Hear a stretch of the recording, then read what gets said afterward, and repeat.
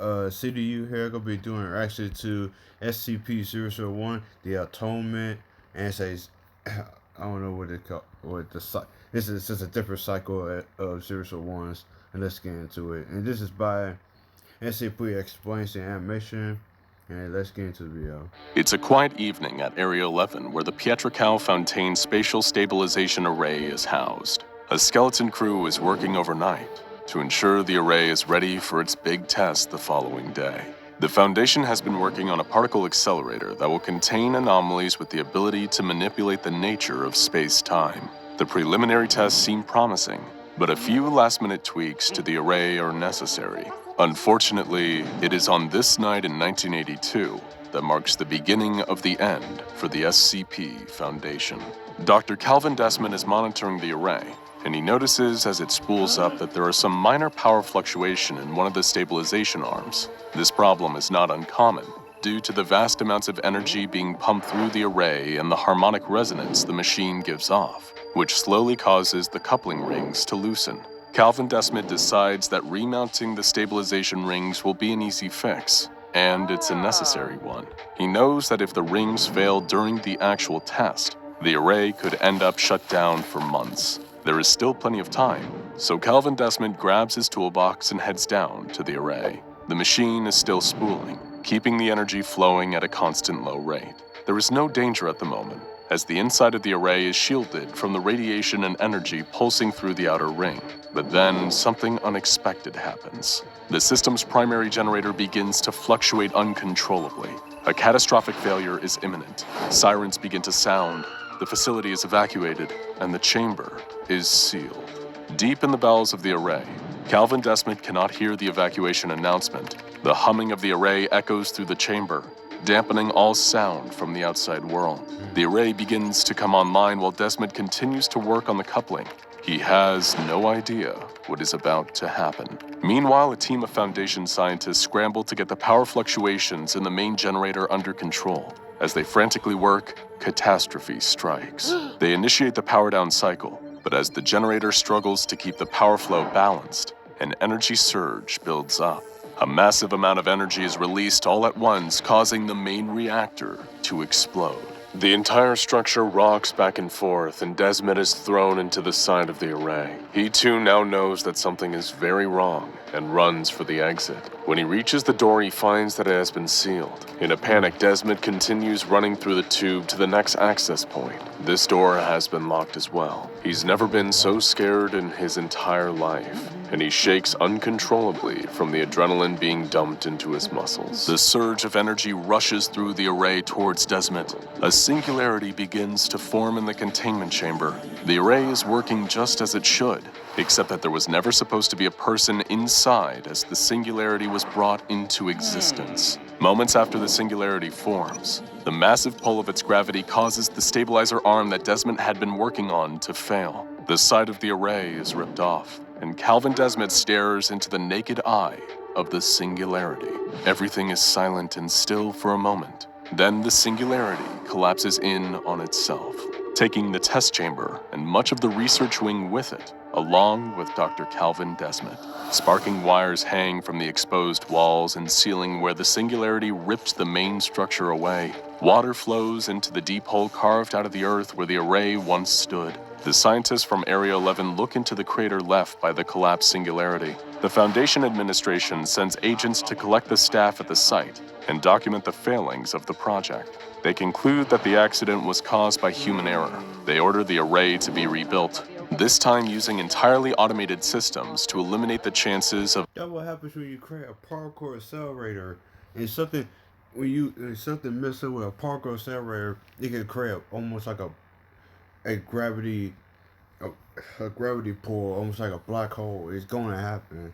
Another mishap occurring. Several years after the catastrophic events at Area 11, a new array is constructed. An intelligence system called NetZac is put in charge of overseeing its functions. It is a supercomputer that is programmed to follow commands, but can autonomously make decisions in order to prevent any failures in the system. Experiments begin again in May of 2006. The new array soon manifests...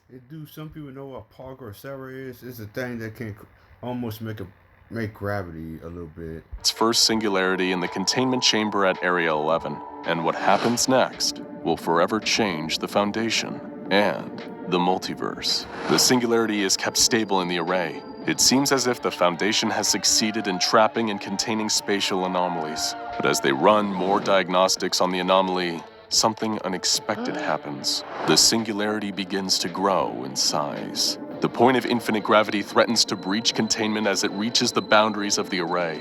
Just before contact, the singularity's growth slows and then stops. NetZac has made the split-second calculations and adjustments necessary to contain the singularity. The artificial intelligence has saved the facility and the lives of everyone in it. Now, sitting in the array is a thick, rotating cloud of radioactive gas and dust, obscuring the singularity within.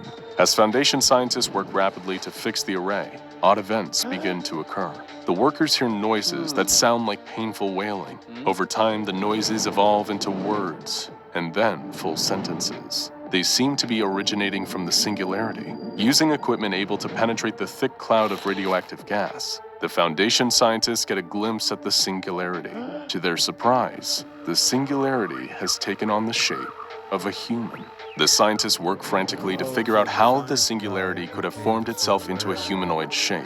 Dr. J. Barton Ramsey is the first to try and make contact with the humanoid within the singularity. He finds that the entity cannot communicate in the traditional sense. The massive gravitational pull of the singularity does not allow sound to escape its void. Instead, the entity manipulates gravity to vibrate the suspension rings of the array itself and create sound waves. The being in the singularity whispers in a metallic voice created by the vibrating of the array's rings and says, "Johannes Ramsey." Dr. Ramsey steps back from the observation window. "How do you know my name?" he asks the entity. The humanoid within the swirling gas cloud identifies itself as having the memories of Calvin Desmond. It is not Desmond per se. The being in the singularity is so much more than one person, but it was somehow created by the accident that had sucked Calvin Desmond into the singularity years before. The entity seems to switch between the mind of Desmond and the vast infinity of the cosmos. The Desmond entity asks for an overseer from the Foundation to be brought in. It has a proposal for the O5 Council. When Dr. Ramsey asks why the entity needs to talk to the overseers, it replies that it wants to offer them a way out. The following day, 051 enters the facility and heads to the observation deck. He looks through the reinforced glass at the swirling cloud of radioactive dust, then glances at the monitor to see the humanoid shape of the singularity within. He presses the microphone button on the console and addresses the entity. "To whom am I speaking?" he asks. For simplicity's sake, the entity tells 05-1 to refer to him as Calvin Desmond. 05-1 makes notes of the events unfolding before him, and then asks about the way out that Calvin had mentioned. The air is still for a moment. Then, Desmond begins to speak through the vibration of the structure once again. He informs 05-1 that what the SCP Foundation is doing, by securing and containing anomalous entities around the world, is like putting a small band-aid on a much bigger wound. Desmond wants to propose a final solution to all of the Foundation's problems. 05-1 listens intently as the entity unravels the mysteries of where the SCPs have come from. He explains that the anomalies that the Foundation has worked so hard to secure, contain, and protect the human race from are actually bleeding into their reality from a vast multiverse. The only way to stop the manifestation of anomalies into this universe is to destroy all other realities. The entity that is Calvin Desmond tells 05-1 that he is able to bring about this destruction if they release him from the confines of the array. 05-1 is transfixed. That's not gonna happen. That's why I said, no, that's not gonna happen. Because we're not gonna just release a SCP that can actually destroy multiple dimensions and realities. No, it's not gonna work that way. By the swirling gas that is promising him and everyone else on Earth salvation. He shakes his head in disbelief. Could this be true? 05-1 turns away from the swirling gas and begins to walk away from the viewing glass. I'll need to think about what you're saying. The structure begins to shake slightly. The voice of Calvin Desmond reverberates off of the array a little louder than before. Choose quickly, Overseer. Although it won't happen for decades, eventually a catastrophic SCP event will wipe out life on this planet. Perhaps not in your lifetime, but it will most certainly happen within the lifetime of your children. We will talk again soon. The vibrations slow and then stop completely. There is an eerie stillness in the observation room as O5-1 walks out. The next day, all staff members located at Area 11 are relocated to other Foundation sites and given amnestics. The O5 Council meets in a large circular room with wood paneling and no windows. O5-1 begins the meeting by telling the others what Calvin Desmond had described about the end of the world. He pauses for what seems like an eternity and tells them of Desmond's offer that he could prevent the end of the world, but at the cost of destroying an infinite number of other realities. This would mean that all the humans and creatures of those realities would be destroyed as well. Was murdering countless other beings worth it to protect their own reality? It's not worth it. I'm sorry, it's not worth it. Just killing every single reality to just keep our own. No, it doesn't work that way. O5-1 begins to shake. He hasn't slept or eaten anything since his talk with Desmond. He's being torn apart from the inside. O5-3 stands up and addresses the council. He informs everyone in the room that independent teams have concluded research into what the Calvin Desmond entity has claimed, and they found it to be true. The world really would come to an end. Furthermore, the research teams determined that the capabilities of Desmond would in fact allow him to dismantle the other realities. O5-3 insists that the Council must vote to allow Desmond to destroy the other realities to ensure that this reality could be saved. They must strike now before the world is overrun. O5-1 continues to shake while O5-3 breathes heavily, sweat pouring down his temples. The rest of the Council shifts their gazes from side to side. It is time for a vote.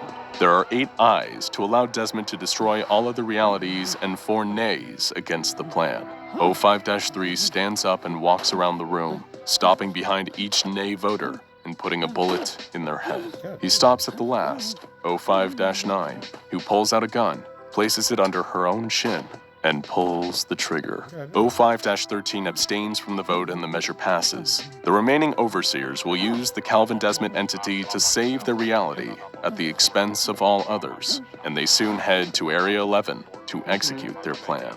O5-1, 4, and 12 enter the observation room that looks upon the swirling radioactive gas around Calvin Desmond. O5-1 orders NetZac to begin powering down the array, which will allow the entity to prove he can do what he has promised. They have pinpointed the reality that SCP-884 came from, and the shaving mirror itself sits on a table in another room in the facility.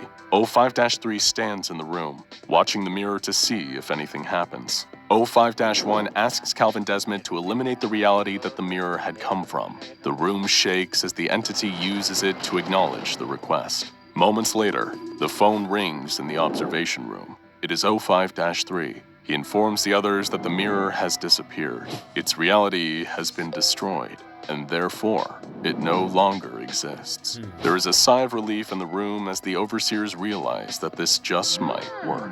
O5-1 asks Calvin Desmond to continue and destroy. But the problem is that now, about one of SCPs is from our reality. And you're just going to destroy that one. You try to take out one of the SCPs that you don't know that came from our reality. He going to kill our reality. See, they didn't think this through. They didn't really think this through. They're idiots. All the realities that are bleeding into their own. This time, the entire facility begins to quake. Suddenly, O5-1 jerks backwards, his eyes wide in confusion and horror. His body seems to be compressing under an unknown force. O5-1 begins to distort. His legs and arms fold into the core of his body. His head snaps down, and all that was O5-1 is sucked down into a single point in space before it completely disappears. Calvin Desmond then turns his attention to the other 2 overseers in the room, who both seem to collapse into black holes of their own in the center of their bodies. NetSAC's warning klaxon begins to sound, signaling that the emergency failsafe has been activated. Before Calvin Desmond is brought under control, the structural support in the entire facility vibrates with his words. They are in a voice that sounds strangely similar to 051's. Your children are free to live lives that do not end in horror. An end to your perpetual struggle. An end to darkness. The freedom to live in the light. All traces must be removed. This world must be washed clean. The Foundation does not escape atonement. It is the only way out. It had been a deception.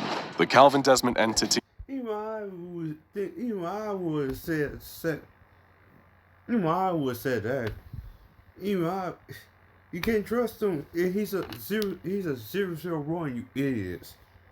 I don't like you idiots. He's a 001 SCP. How you gonna trust a being who is a part of parkour accelerator? They almost like a black hole. It's a come on. I thought this 05 is supposed to be smart. It is too. Oh God. I knew this was about to happen. Even I could tell when he said that and he says destroy one of the SCPs. I knew we were gonna be like, okay, if you just destroy one of the SCPs with their reality, it's going to affect one of them going to affect our reality. And I was right. Dumbass. Dumbass. It had no intention of stopping anomalies from infiltrating this world. It wanted to remove all traces of the anomalous from all universes, including I would have told him that. This one, and that meant destroying the Overseers and the Foundation itself. Their destruction would serve as an atonement for the pain and suffering they had caused in their quest to secure and contain the anomalous. Calvin had to lie to the Overseers about the real plan, since he knew they'd never sacrifice themselves and the Foundation, even if it meant an end to the anomalies plaguing our world. Now, though, with the Overseers out of the way, the Calvin Desmond entity is free to move forward with its plan and purge all realities of any trace of the anomalous. But just then, NetSAC's failsafes kick in and the Petrichal Fontaine Spatial Stabilization Array subdues the entity's abilities. Desmond is once again contained. 05-3 bursts through the door and into the observation room. He stands before the shattered glass of the window that looks into the array. 053 asks NetSAC how long the containment array can hold Calvin Desmond. The computer's voice fades in and out, but says, given current conditions, 119 days, 6 hours, and 47 minutes. 05-3 sighs. He tells NetSAC to make a note in the SCP database that the Calvin Desmond entity will now be known as SCP-001. Then to make dozens of other randomly generated entries and label them as SCP-001 as well. He knows that they will need to keep the true nature of what this entity can do a secret. 05-3 walks out of the room. Under his breath, he speaks to himself. They'll say that I'll know the one true God when I see it, and to give that God everything it wants, because that's the only thing that matters. Tonight, it appears God wants to talk to me. Now go watch the other SCP-001 proposals. I was told him that he playing false with them. It's like he's lying to them. It's really dumb how they just fell for it. It's like when he said that, you have to think like, wait a minute, why do he wants to destroy all these realities? But he said like when you put the one of the SCPs for that reality and destroy that one, that's when I knew that everybody just takes out one the SCPs in our reality and just destroy our reality. It makes no sense. See, that's when they should think about it really hard for a couple of days. It's just dumb. So I hope y'all enjoyed this video, like and subscribe to the channel, and see you guys later.